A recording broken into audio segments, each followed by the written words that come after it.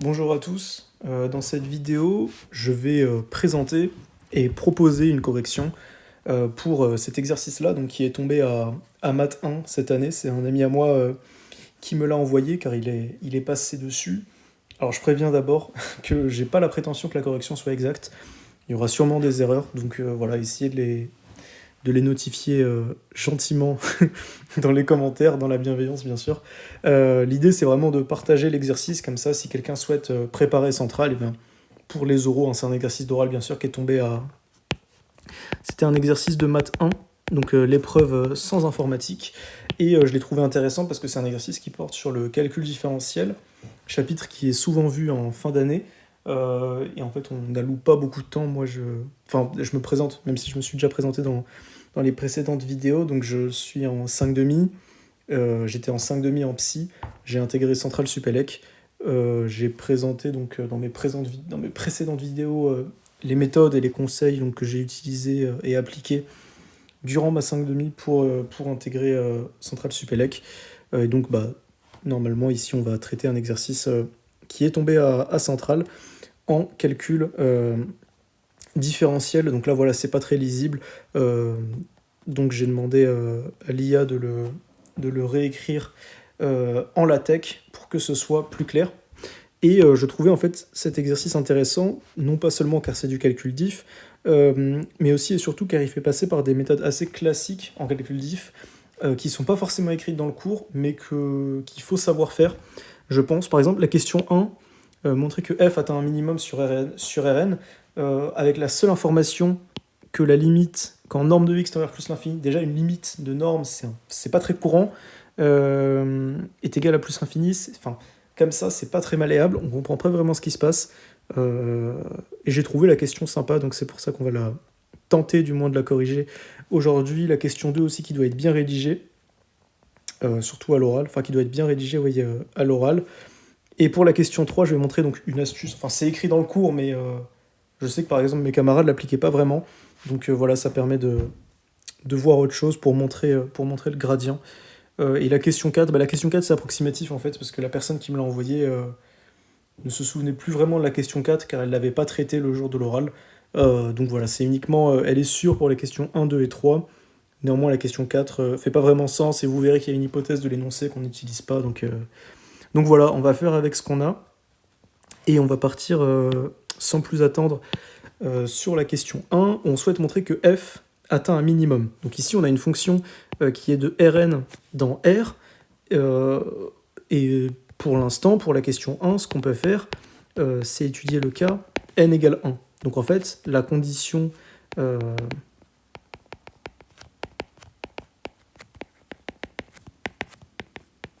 cette condition, ça se transforme sur R.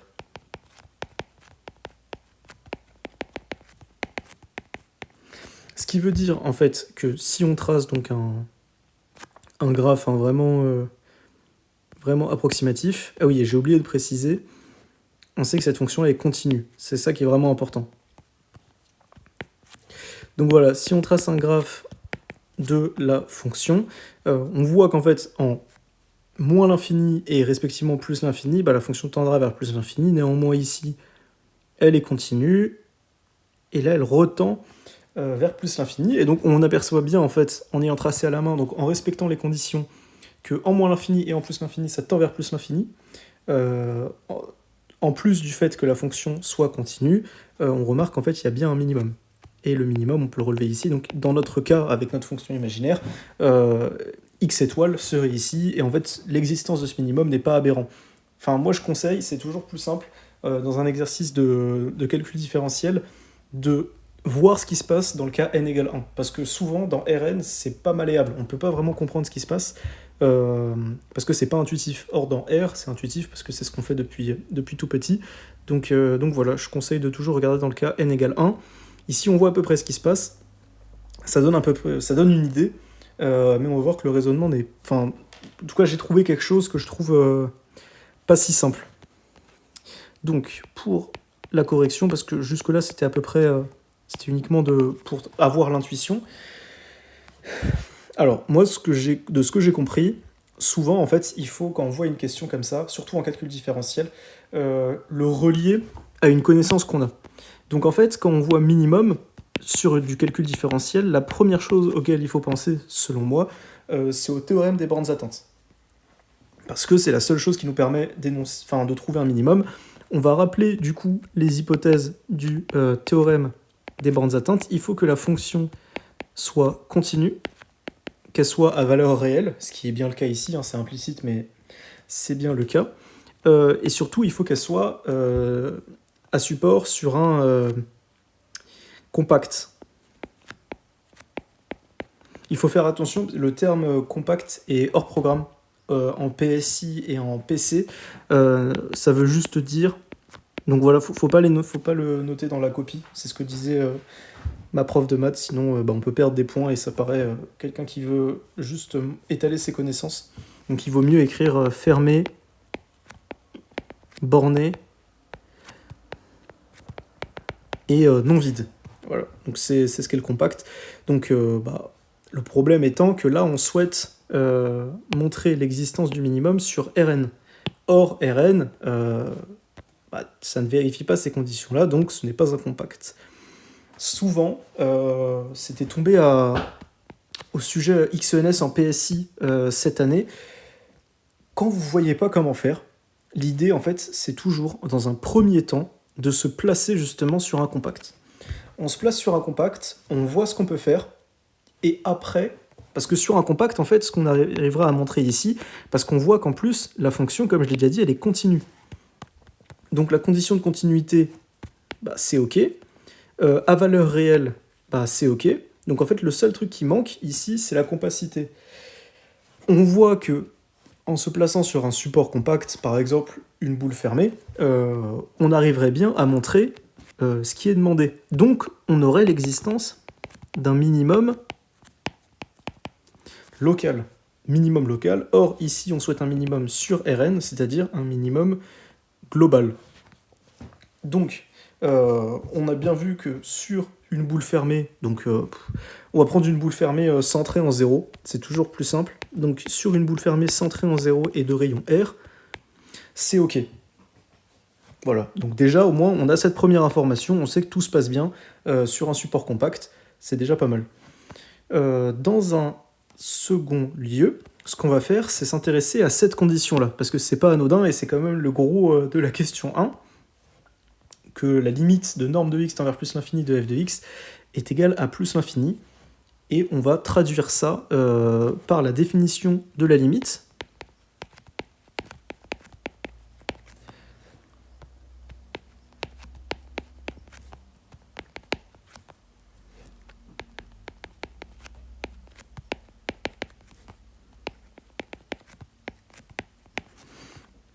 Voilà, je vais peut-être le noter ici en gros pour que ce soit clair, parce que souvent c'est source de conflit quand on travaille avec des fonctions de plusieurs variables. Il faut souvent bien poser le cadre. Donc ici on a une fonction qui est bien de Rn, donc qui envoie un vecteur avec n coordonnées, qui renvoie un réel. Donc ici, en traduisant, simplement avec la définition de la limite, on prend un réel A, et on sait qu'il existe R supérieur à 0, vérifiant cette condition-là. Et cette condition-là implique cette condition-là. La première chose qu'on peut trouver intéressante, c'est qu'en fait, dans un premier lieu, quand je disais qu'on s'est servi de notre boîte à outils, donc la boîte à outils, c'est ce qu'on sait en fait, donc là on l'a directement lié avec le mot minimum au théorème des bornes atteintes, on a montré l'existence de ce minimum sur un compact. Donc un compact, ça fait directement lien aux espaces vectoriels normés et à la topologie, car ici j'ai parlé de boules fermées. Or, on voit ici qu'on a une inégalité entre une norme et ce que j'ai appelé R, pour rester en fait dans le thème avec cet objet-là. Néanmoins, on a une égalité avec une norme. Et en fait, ce qu'on va faire, et ce que je ne trouve pas simple, surtout pour une question 1 dans un exercice A central, parce que celui qui n'a pas déjà vu cette question-là peut passer les 30 minutes sur cette question, ce que je trouve pas très intéressant, mais bon, bref. On va faire un raisonnement par disjonction de cas.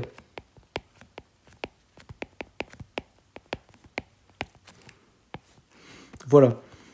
Et donc en fait, on sait que si jamais l'inégalité x inférieur ou égal à r est vérifiée, alors en fait, on se place sur une boule fermée qui est bien compacte, et auquel cas, ça marche. Voilà, tout marche bien. Et là, en fait, on souhaite que dans ce cas-là, donc dans l'autre cas, quand norme de x est strictement supérieure à r, alors on souhaite que on vérifie toujours cette quantité-là, c'est-à-dire que f de x soit supérieur à a, et vu que le minimum est appelé x étoile, on souhaite que ce soit a soit supérieur à f de x étoile. Le plus simple, parce qu'en fait, dans la définition de la limite, comme on a montré ici, on a le choix du a. On a le choix du a, mais le r, lui, est impliqué par le a. Donc voilà, nous, tout ce qu'on peut choisir, c'est le a. On peut se demander, vu qu'on sait que ça marche sur une boule fermée, qu'est-ce qui appartient toujours à une boule fermée? Parce que si quelque chose appartient toujours à une boule fermée, alors on sait que f de x étoile étant en fait, x étoile, c'est le minimum de f sur justement cette boule fermée, et on souhaite trouver un élément qui est toujours dans une boule fermée. Quel élément est toujours dans une boule fermée? C'est ici donc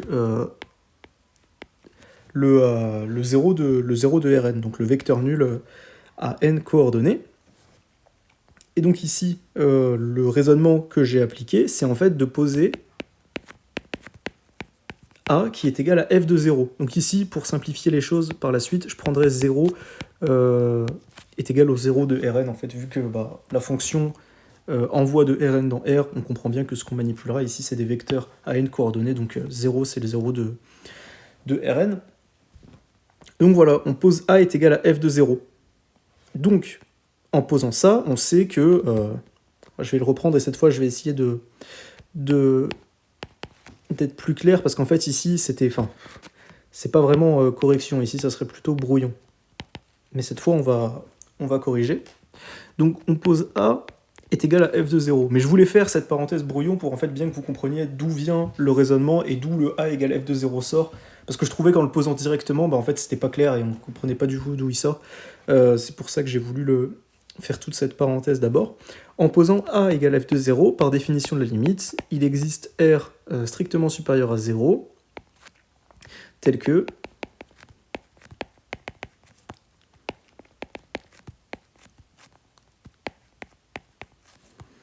on ait l'inégalité suivante qui soit vérifiée. Et on avait déjà vu, en fait, par le théorème des bornes atteintes, qu'il existe donc x étoile, tel que pour tout x,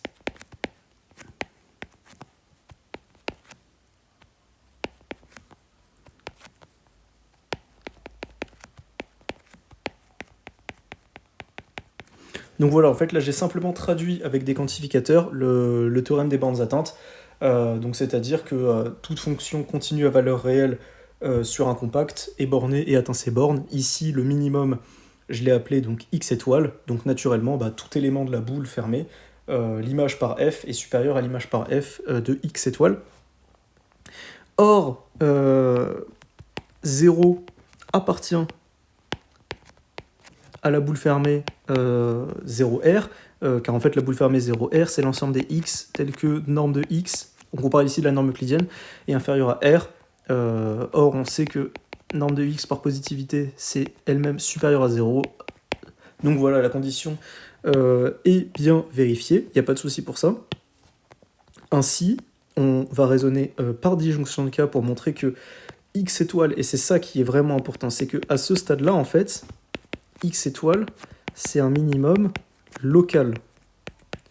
Et à l'aide de la condition, donc cette condition-là, on montre qu'en fait ce minimum local est global. C'est ça qui nous intéresse. Et donc on va raisonner par disjonction de cas. Donc soit x appartenant à la boule. Bon justement, on a bien montré juste au-dessus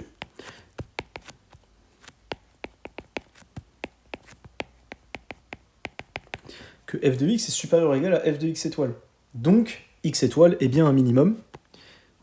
Et le cas le plus intéressant, c'est, le moins le moins simple surtout, c'est si x n'appartient pas à la boule fermée.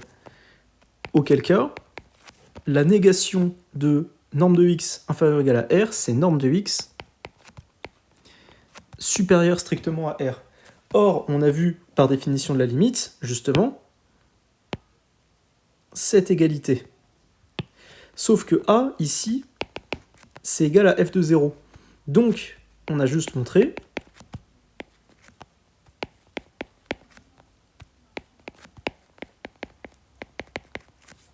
cette égalité-là. C'est-à-dire que dans tous les cas, en fait, dans les deux cas, on obtient f de x supérieur ou égal à f de x étoile, et ici f de x supérieur à f de x étoile. On en conclut donc que x étoile, c'est un minimum global. Donc, c'est un minimum sur tout Rn. Donc voilà, je ne sais pas s'il y a d'autres... il doit y avoir, bien sûr, d'autres manières de régler cette question. Je trouvais que c'était la plus intuitive, en tout cas pour moi.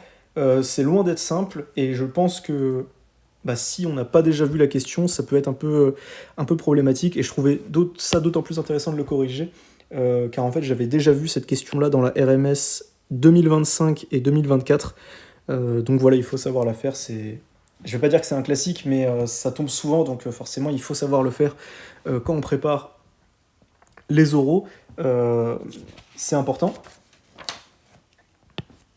On va passer à la question 2. Donc la question 2 est en apparence plus simple, mais justement si cette question-là est plus simple, on attend forcément une meilleure justification.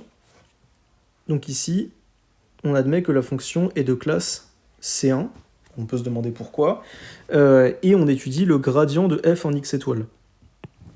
En premier lieu, on va parler donc d'existence des objets qu'on manipule. Donc si on part ici que la fonction f appartient à l'ensemble des fonctions C1 de Rn dans R. Auquel cas,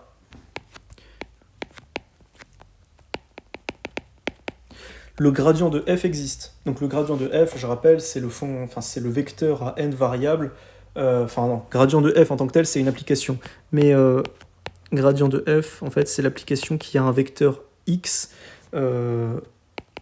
va renvoyer donc le vecteur qui correspondra donc au dérivé partiel de f par rapport à la première variable évaluée en x, etc., etc. Et ça a bien du sens parce que cette quantité-là, c'est un réel. Donc voilà, jusque-là, tout marche bien. Et le fait que f soit C1, on sait surtout que le gradient de f existe, c'est ce qui est le plus important. Et pour la question 2, on nous demande que dire du gradient de f en x étoile. Donc maintenant que ce gradient existe, on va parler donc de conditions nécessaires.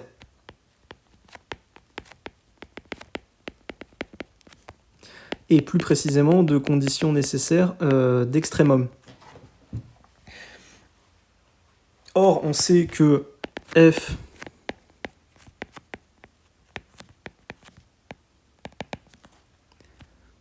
présente un minimum qui est dans ce cas-là global, mais local, normalement ça suffit, en x étoile.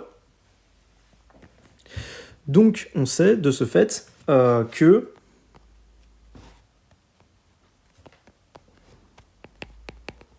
x étoile appartient à l'ensemble des points critiques de f. Or, l'ensemble des points critiques, c'est justement les points tels que gradient de f, donc en ce point-là, donc auquel cas ici en x étoile, c'est égal au vecteur nul de Rn. Donc qu'est-ce qu'on peut dire du gradient de f en x étoile? Première étape, on n'oublie pas, on justifie l'existence du gradient car f est C1. Si on veut aller encore plus loin, en fait, dans la définition même du gradient, il faut que f soit C1 sur un ouvert de Rn. Or, là c'est clair, Rn, justement, c'est un ouvert de Rn. Donc on n'a pas ce problème-là. Et d'après la condition nécessaire d'existence d'extrémum, du fait que f présente un minimum global qui dans ce cas-là est local en x étoile, alors on sait que x étoile appartient à l'ensemble des points critiques de f, d'où le gradient de f de x étoile est égal au vecteur nul de Rn.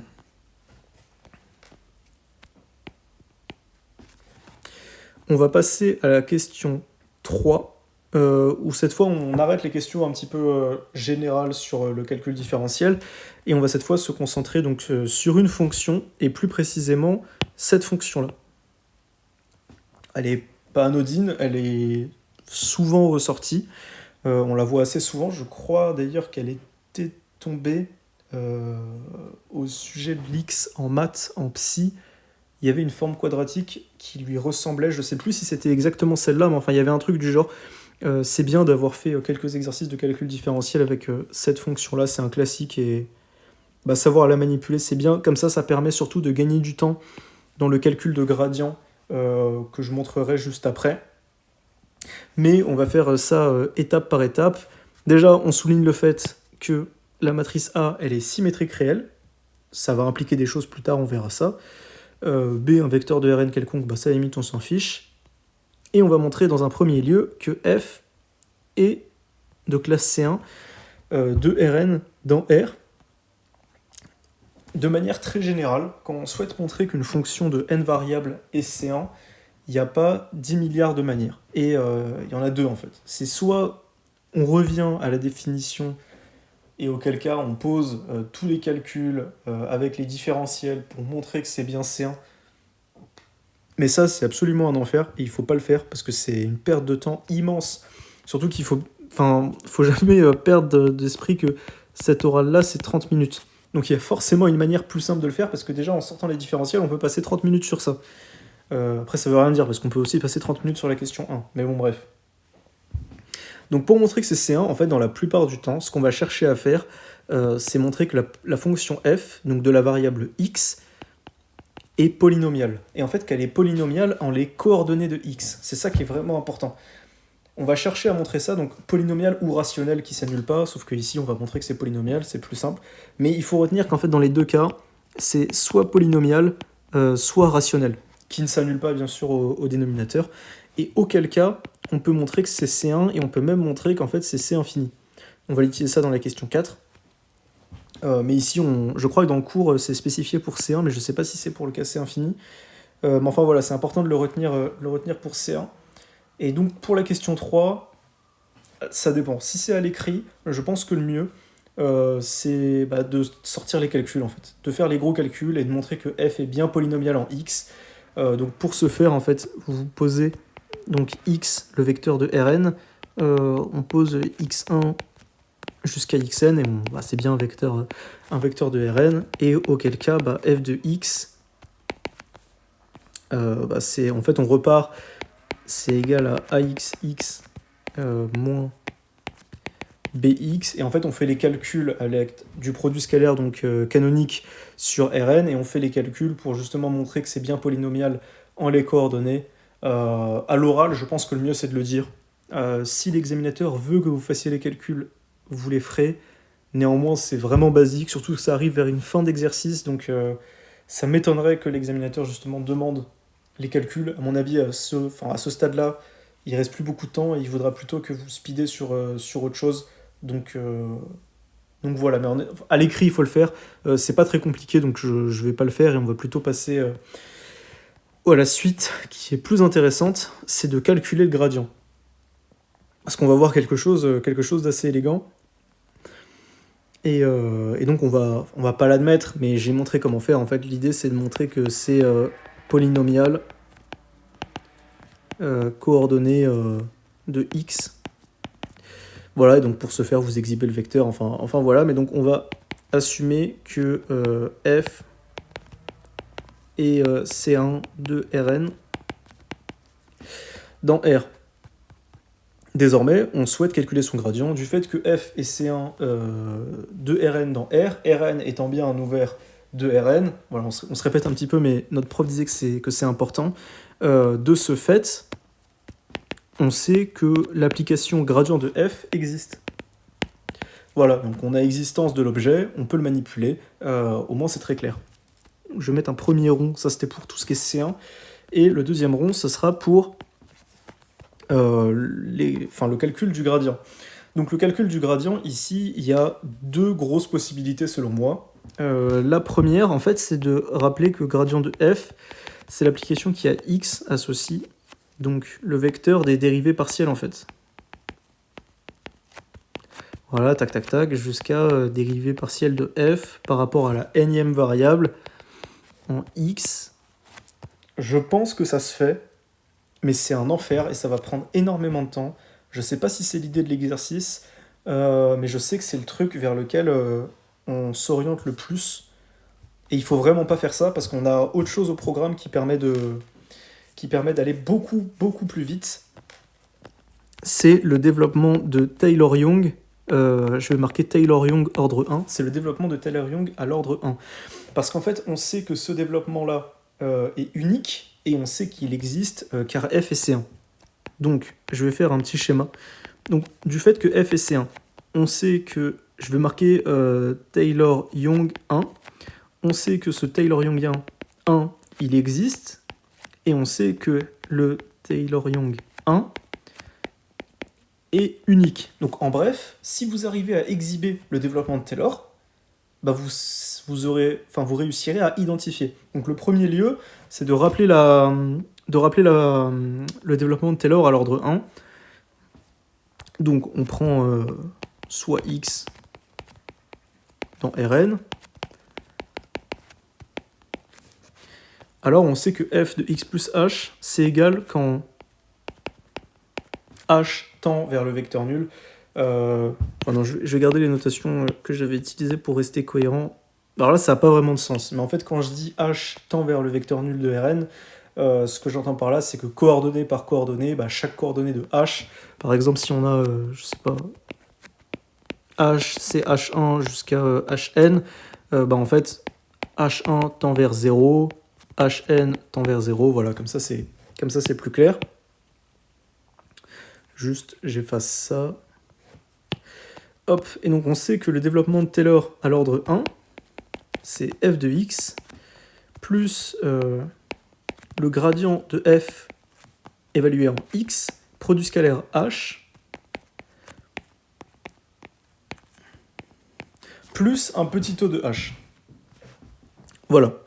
Donc nous, c'est ce qu'on souhaite montrer. Et en fait, on voit bien le gradient. Il apparaît ici, le gradient de f, évalué en x. Donc ce qu'on souhaite faire, en fait, c'est simplement s'intéresser à f de x plus h. Donc je rappelle la fonction, c'est cette fonction. On souhaite faire f de x plus h, développer par bilinéarité du produit scalaire les deux produits scalaires ici, et en fait, reconnaître le gradient de f de x scalaire h, et on pourra identifier le gradient du fait que le développement de Taylor à l'ordre 1 est unique. Donc en fait, c'est ces deux étapes-là qui nous permettent de trouver le gradient, et je pense, et je suis prêt à mettre ma main à couper, qu'en fait, ça va beaucoup plus vite. Ça va beaucoup plus vite que la première partie, en fait, qui consiste à calculer chaque dérivée partielle, ce qui peut mener à beaucoup de calculs, donc plus de chances de se tromper, et surtout, à la fin, vous ne reconnaîtrez pas le truc, qui pourtant est... Enfin, ça saute aux yeux, c'est évident. Et puis, je pense que allez, vu que c'est vraiment la fin de l'exercice, ça m'étonnerait que l'examinateur vous demande de prouver que la quantité qu'on verra est vraiment un petit taux de h. On verra, mais je ne suis pas sûr. Donc, j'ai introduit mon x précédemment, et on va calculer f de x plus h.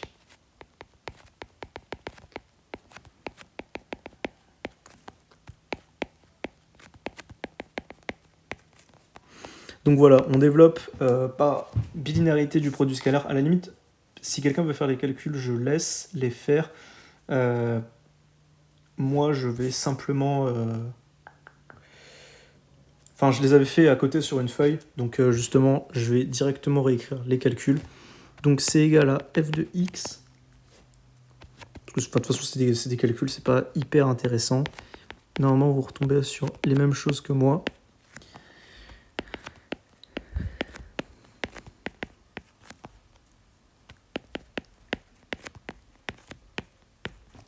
Voilà, donc à ce stade, vous avez ça. Le f de x, en fait, c'est parce que quand on développe ici, on voit bien qu'on a ax et qu'on aura du x ici, et pareil ici, on aura du bx. Donc voilà, on retombera bien sur ce qu'on voulait. Ici, on a du ax moins b scalaire h et du ah scalaire x plus ah scalaire h. Donc là, avec un petit peu d'intuition, en fait, on se rend compte qu'on va facilement pouvoir montrer que le petit taux de h, c'est cette quantité-là. Voilà, ça, c'est vraiment important. Or, le problème, c'est que si on souhaite réunir du coup ces deux éléments-là par bilinéarité, bah, il faudrait que ce soit scalaire h ici. Or ici on a scalaire x. Donc ici, entre guillemets, la bonne idée, c'est de réutiliser une hypothèse, j'avais dit qu'on allait l'utiliser, c'est le fait que la matrice A, elle soit symétrique. C'est ça qui est vraiment important. Le fait que la matrice A soit symétrique, bah, on sait qu'en fait, ce produit scalaire-là, il peut s'écrire xTAH. Voilà. Sauf que cette quantité-là, bah, c'est un réel, hein, ça appartient à R. Du fait que ce soit un réel, bah, xTAH, c'est égal à xTAH transposé. Parce que c'est comme si on prend 2, en fait, c'est égal à 2 transposé. Enfin, on n'écrit pas ça d'habitude, mais c'est juste pour montrer qu'un réel, c'est égal au réel transposé. Et donc, par les règles de transposition, de calcul de transposition, c'est égal à A transposé. X hors A transposé, c'est égal à A, du fait que A soit symétrique. Ainsi, c'est égal à HTAX, c'est-à-dire, c'est égal à ça. Voilà. De ce fait, je vais continuer le calcul ici.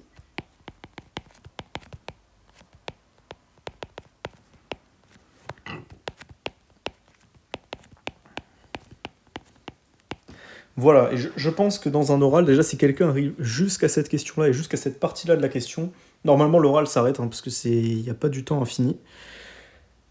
Mais, et donc, pour les meilleurs qui arriveraient là, je pense qu'on ne vous demandera pas en fait de montrer, on admettra que cette quantité-là, c'est un petit taux de H, on dira que ça, bah, bon, c'est égal à un petit taux de H. Ici, pour rester propre, on va le montrer, surtout qu'en fait, en essayant de le montrer, je me suis rendu compte que c'était pas si simple. Enfin, je me suis peut-être cassé la tête, il y a sûrement un autre moyen de le faire.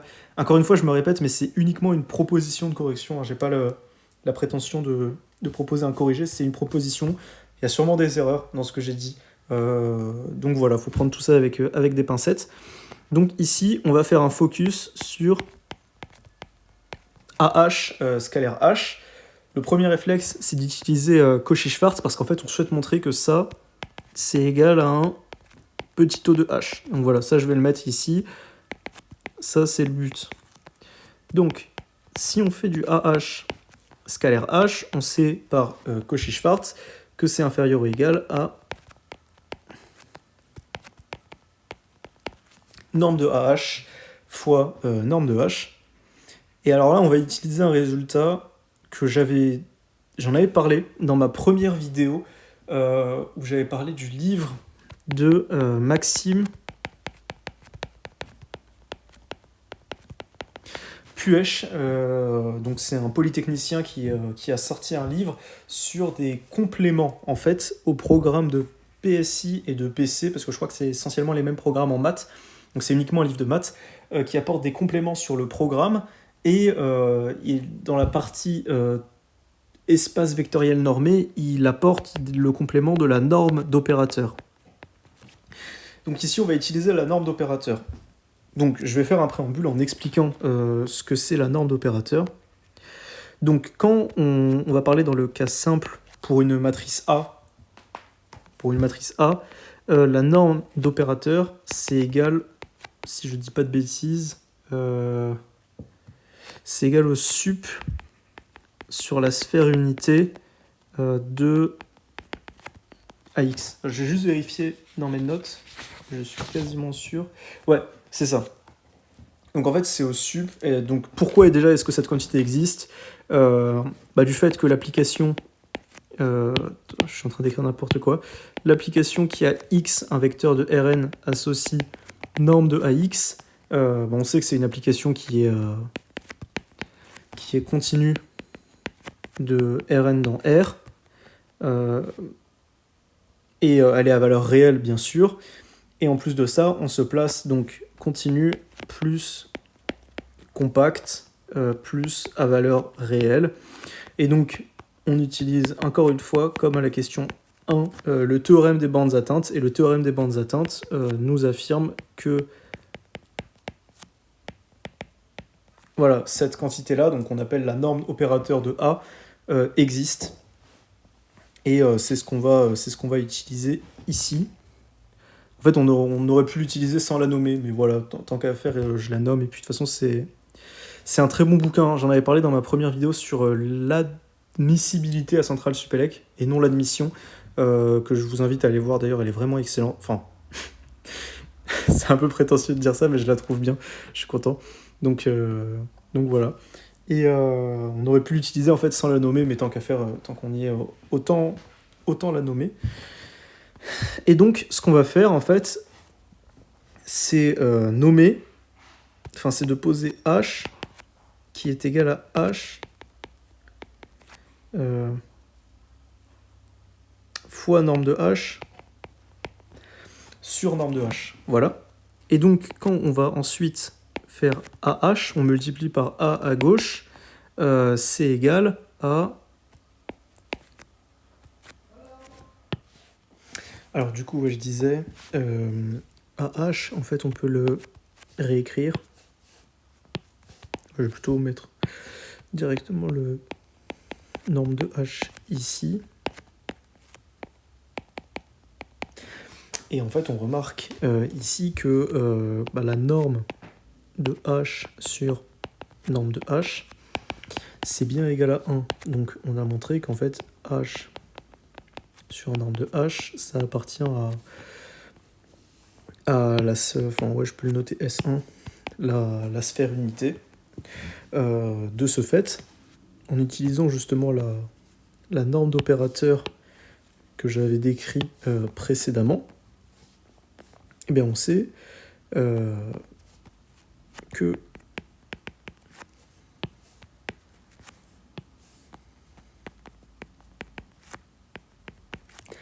AH va être inférieur à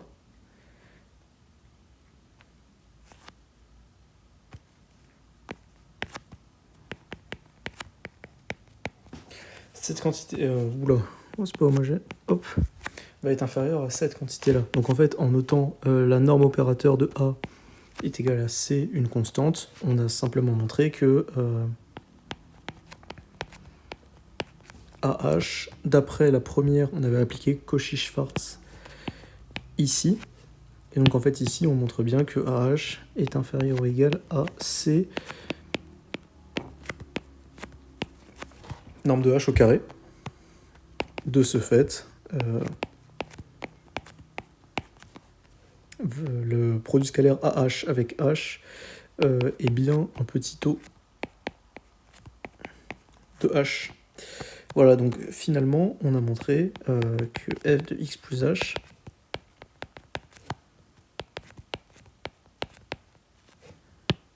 non, je vais plutôt écrire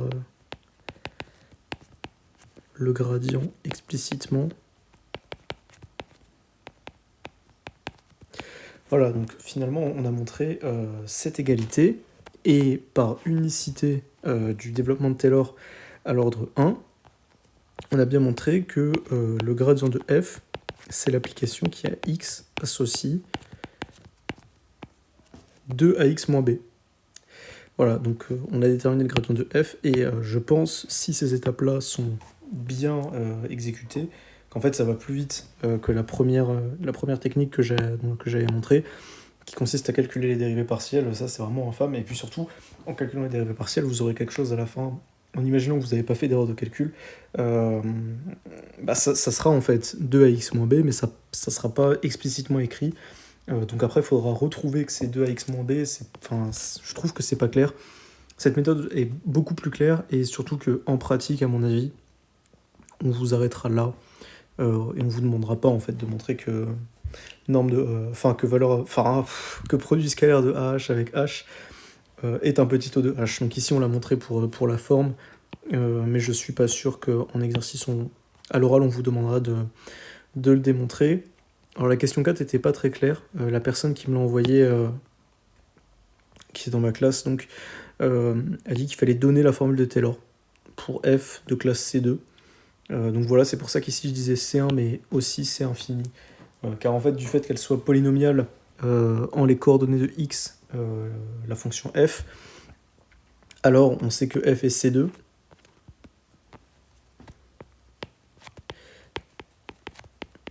et du fait que f soit C2, elle admet donc un développement de Taylor à l'ordre 2 qui est lui aussi unique et qui s'écrit, bon là c'est du cours, hein, je le fais pour qu'on finisse tout de même l'exercice.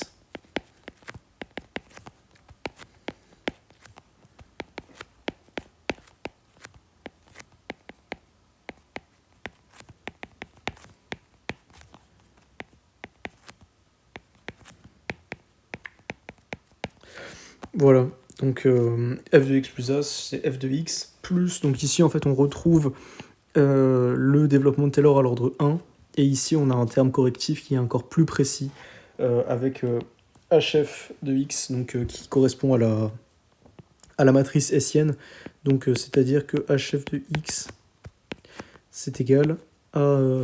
bon en fait c'est la matrice des dérivées secondes, hein, donc ici vous avez la dérivée seconde de f par rapport à x1 en x, ici la dérivée seconde de f par rapport à dérivée de x1, dérivée de x2 en x, etc. Bon, de toute façon, ça c'est dans le cours.